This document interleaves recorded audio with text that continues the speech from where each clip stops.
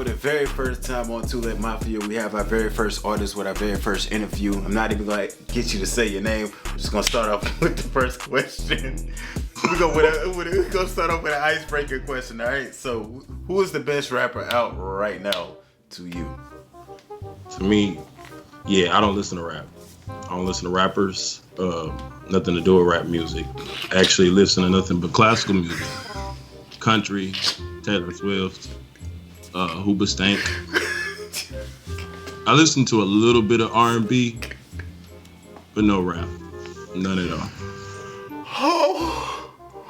Oh God. Alright, so if you listen to all that, who is the worst rapper out right now to you? You said you don't listen to rap, but I know you came across somebody that you just thought was the worst.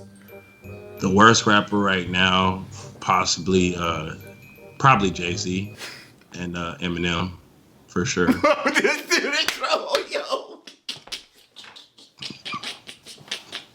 Yeah, bro, they just overrated. Like, they really don't be talking about nothing.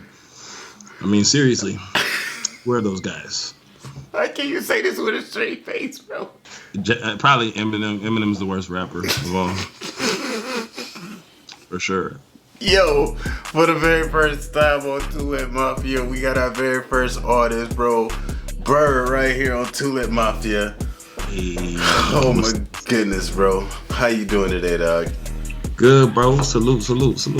It's a pleasure to have you. Bird actually brought this to my attention, bro. Like, he was like, bro, you should do an interview on the channel. And why not have Bird? He pitched the idea, so we here with Bird. And we got to talk about the significance of the name Bird, bro. Yeah, and you got it spelled out BXRD. So you just got to explain it to us. Yeah, they called me Bird before I started rapping. Well, once I started rapping, I was like, I'm going to be Bird. You know, I'm going to keep my name, but put the X in it. Because how my brand is set up, it's really not even about me. So the X kind of like took the I out of Bird and kind of just put it like that variable right there just to let people think what they want to think about it, really. Now when you talk about like the significance, when we talk about the significance behind your name, does it really come from like where you from? Where are you from exactly? And like, you know, talk about like the path of rapping to where you at right now. Yeah, I'm from Arizona. My path to rapping is crazy. Like, you know, I'm from Arizona, but I didn't even start making music till I moved to Houston. You know what I'm saying? I moved to Houston, started making music. You know what I'm saying? But I didn't make music in Arizona. Like, there's not really too many people to be inspired by as far as in like legend status. There's people up and coming out there right now doing their thing, but like legend status, you know, who can you name from Arizona? NFL? As far as in rappers, you know, because you like the rappers. And stuff, so, who can you name? I know we can name for sure the girl who went to what's her name? How I'm supposed to breathe with no air? Shawty, how I'm supposed to breathe with no air? No. Yeah, Jordan Sparks. Jordan Sparks. You know what I'm saying? I thought she won American Idol though, or something like that. I mean, girl was on the billboards. She was doing her thing. I'm saying as far as an Arizona artist, ain't really too big. Right. But yeah, bro, I make music. Surrounded around my life, really, it's just my experience. And you independent doing it? Yeah, I'm independent right now, 100% independent. We ain't worried about the labels right now. Like, I'm building the buzz, building the fan base, building, you know what I'm saying, get my story out here. That's why I reached out to you, so I get the chance to get to tell part of my story. People would know who I am. So when I do come with music, they know exactly who I am and how I'm coming. You dig? Right. Now, when you talk about the story. And we got to include the independency in the story. Right. The journey for most independent artists can be hard. I'm not sure how hard your journey has been, but like the people that you connect with, you know, the relationships. And I see that when you shoot the videos, book bag films.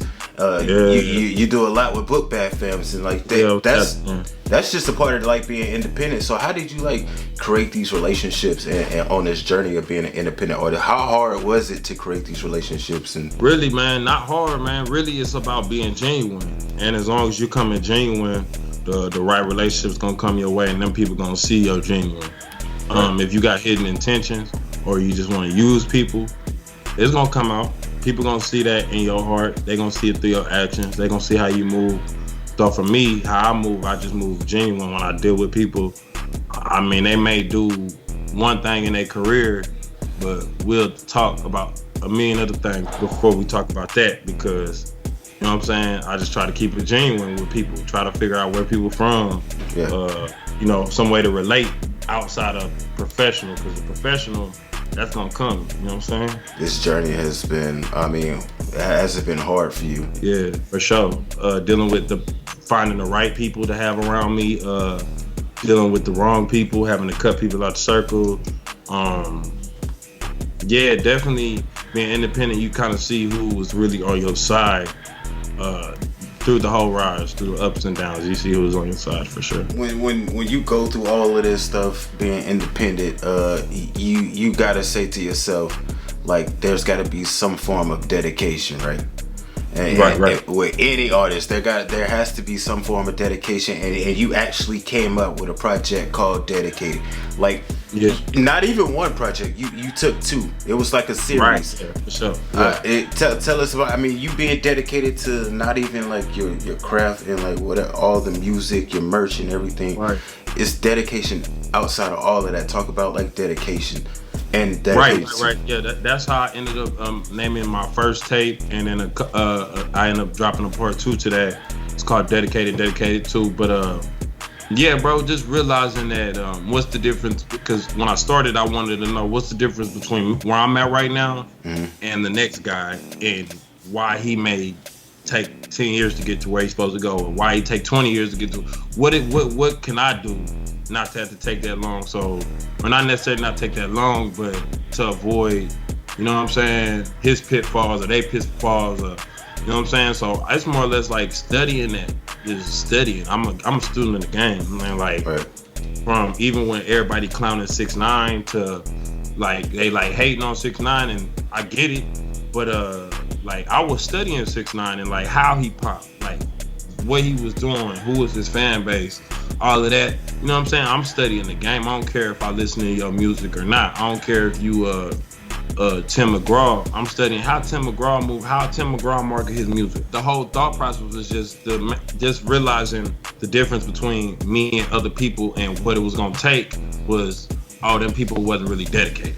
Oof. So for me, I realized early on, to succeed, you gotta be dedicated. That stemmed off the Dedicated 2, but then you had another project where I think you got real personal with. But I think you really got to the meat, to the core of what you really want to do with your music when you dropped a Playlist Therapy.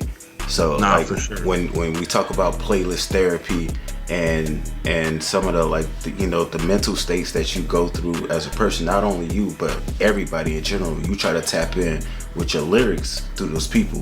Playlist Therapy was one of those EPs, and you went through some challenges. Talk to us about the challenges that you face and that you overcome, and how you deal with them. Right.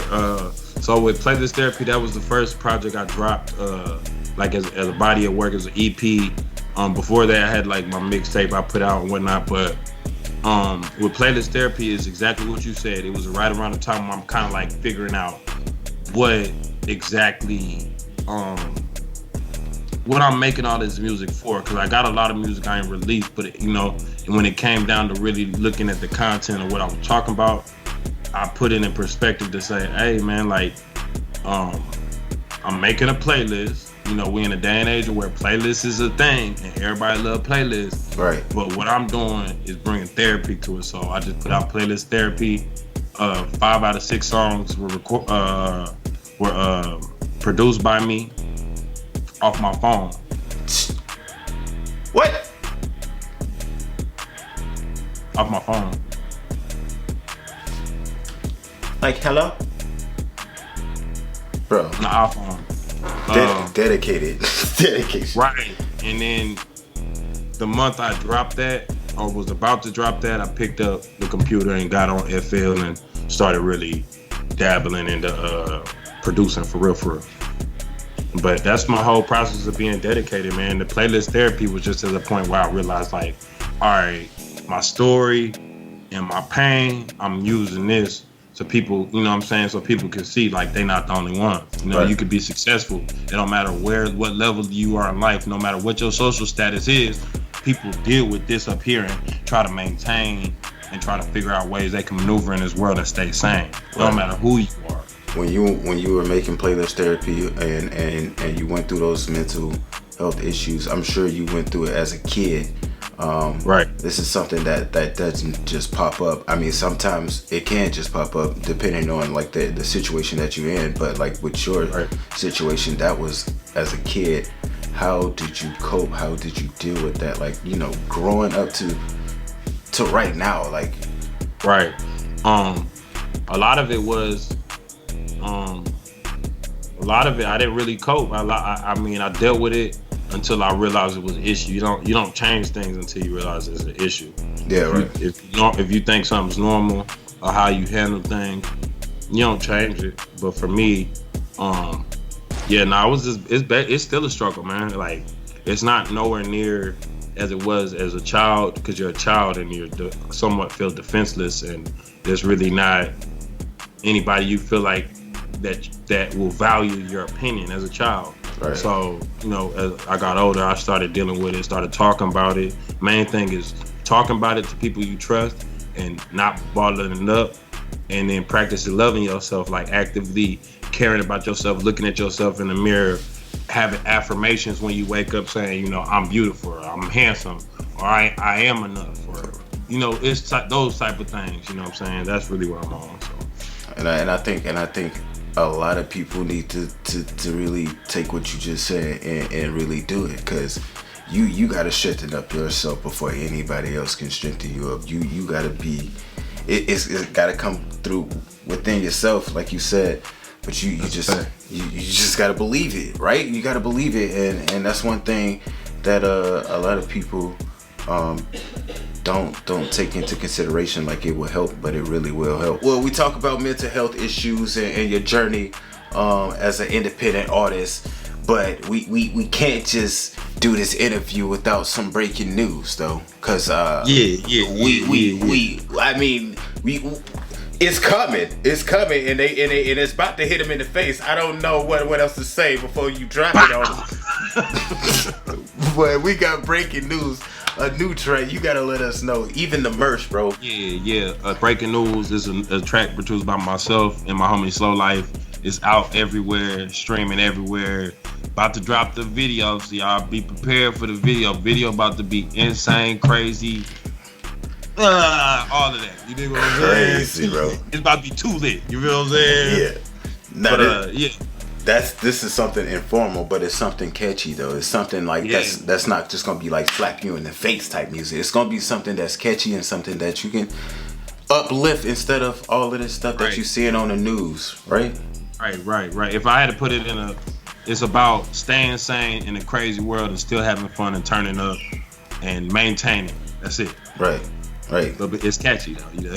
Bro, we waiting for it, bro. Now we got some lyrics for you, and people we ain't gonna say who the lyrics from, but he know where they from. Now I quote when I say I do my thing. Let me. Like this is like a show right now, right? Get it right. It's like a show right now. Sweet. Hold up. Yeah. Let's say it. All right. Here we go. I quote. He said, "I do my thing. She want a ring. This ain't Saturn."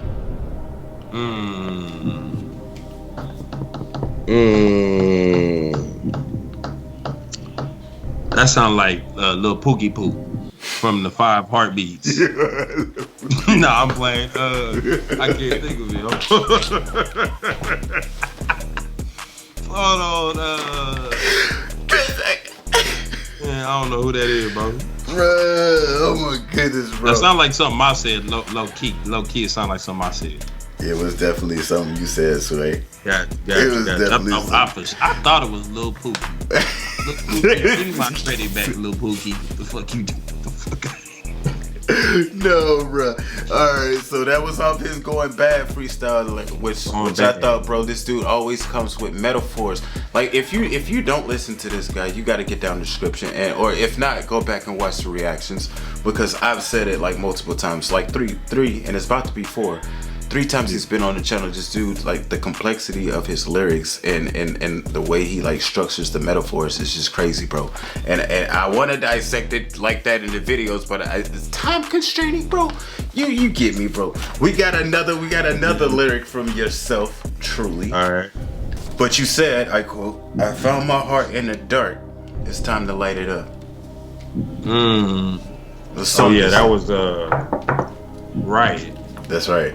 That's right, Yeah, bro. Right for that freestyle RPXXX. Bro, that line was cold, and I think that line was meant to deliver not only just a lyric, but it was like a lyric of hope or a line of hope for a lot of people that's in the dark that need some light.